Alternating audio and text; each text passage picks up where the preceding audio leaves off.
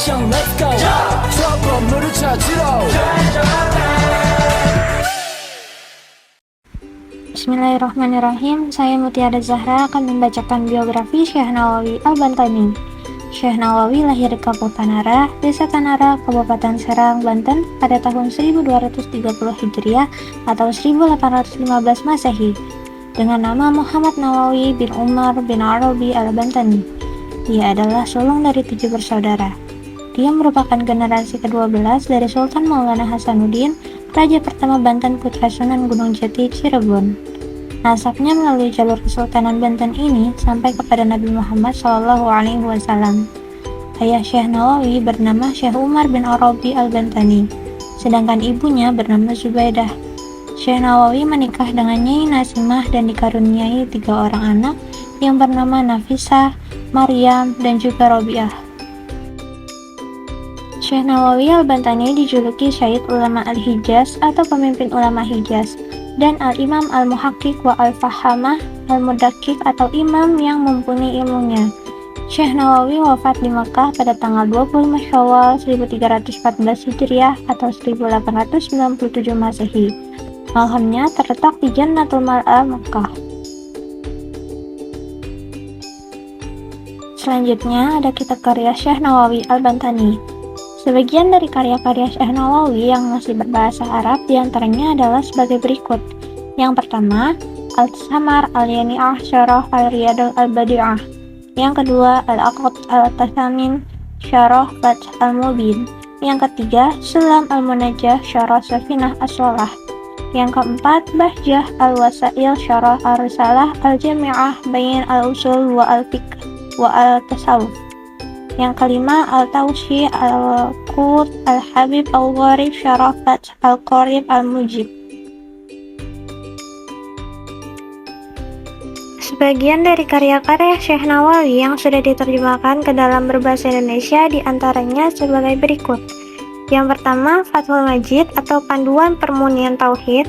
Yang kedua, Hilyatus Sibyan atau Ilmu Tajwid Lanjutan. Yang ketiga, Tanqihul Qaul atau Panduan Evaluasi Diri Meraih Keutamaan Hidup.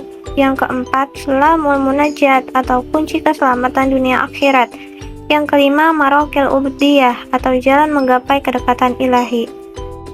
Karya-karya Syekh Nawawi Al-Bantani masih menjadi rujukan di mayoritas pesantren di Indonesia dan diakui oleh kalangan ulama internasional. Slide selanjutnya yaitu tafsir Syekh Nawawi Al-Bantani.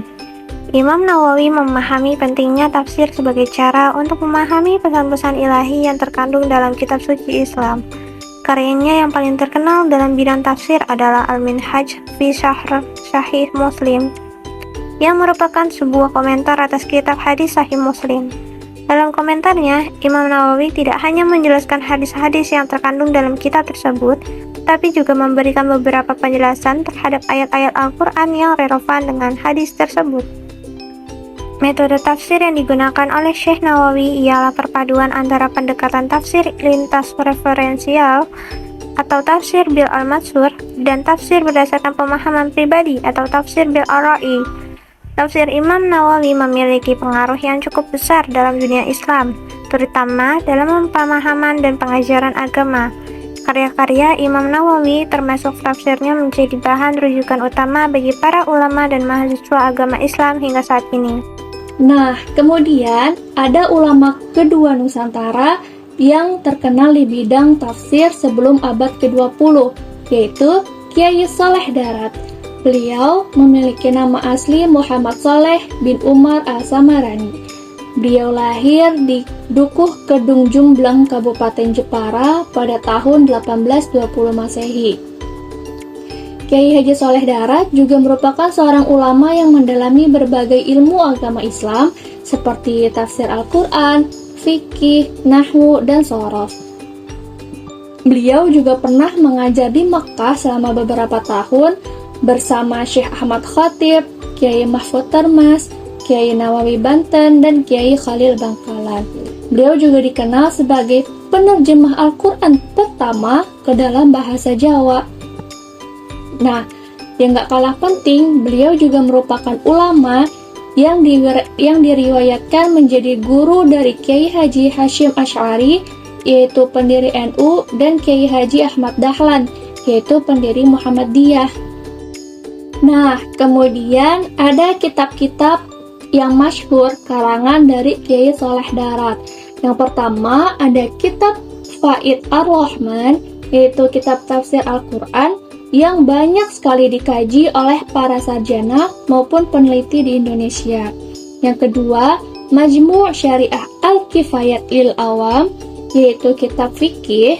Yang ketiga, Tarjamah Sabilul Abid ala Jauharatut Tauhid, yang berupa kitab akidah. Yang keempat, kitab Munjiat, Metik saking Ihya Ulumuddin, yaitu kitab tasawuf.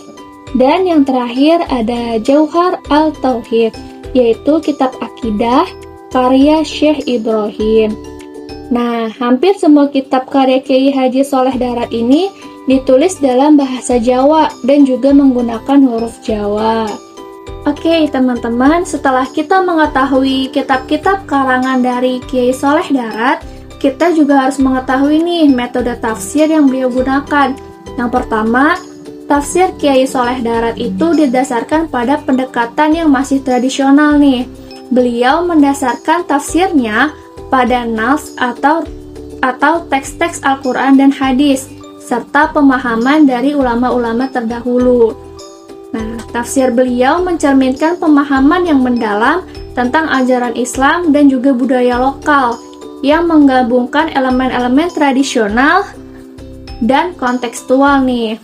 Nah, pendekatan ini memberikan tafsirnya sebuah keunikan dibanding tafsir-tafsir yang lain dan lebih relevan dengan pemahaman agama Islam. Nah, sehingga karya-karya dari Kiai Saleh Darat ini menjadi sumber inspirasi bagi para cendekiawan muslim dan juga pemimpin agama dalam mengembangkan pemahamannya tentang Islam yang inklusif dan juga moderat, yang tentunya relevan dalam dialog antar agama dan hubungan antar budaya.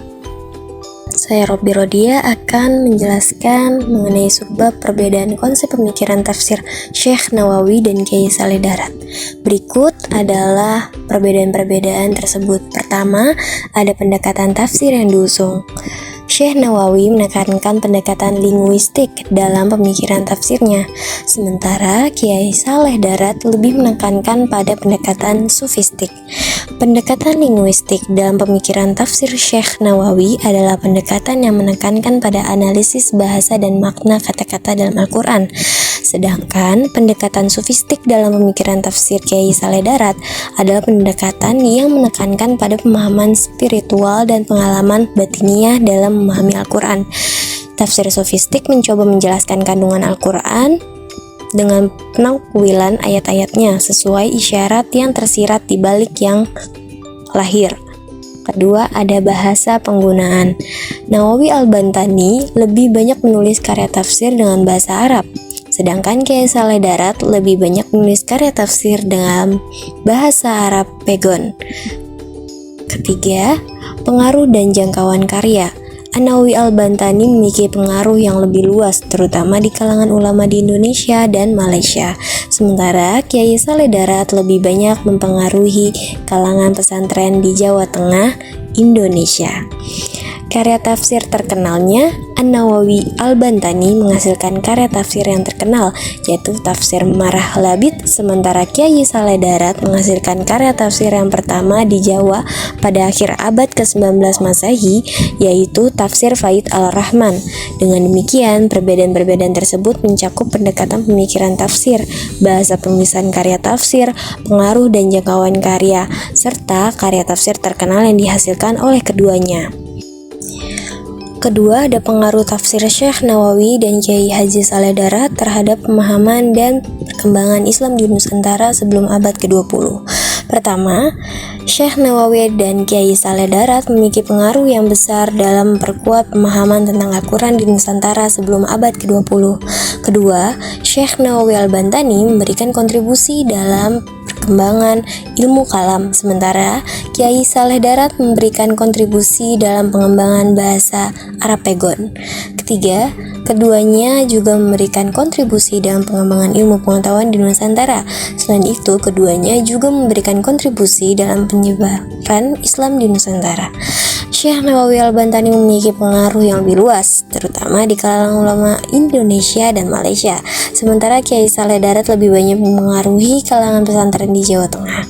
Dengan demikian, keduanya memiliki peran penting dalam perkembangan Islam di Nusantara sebelum abad ke-20. Oke, yang terakhir ada kesimpulan.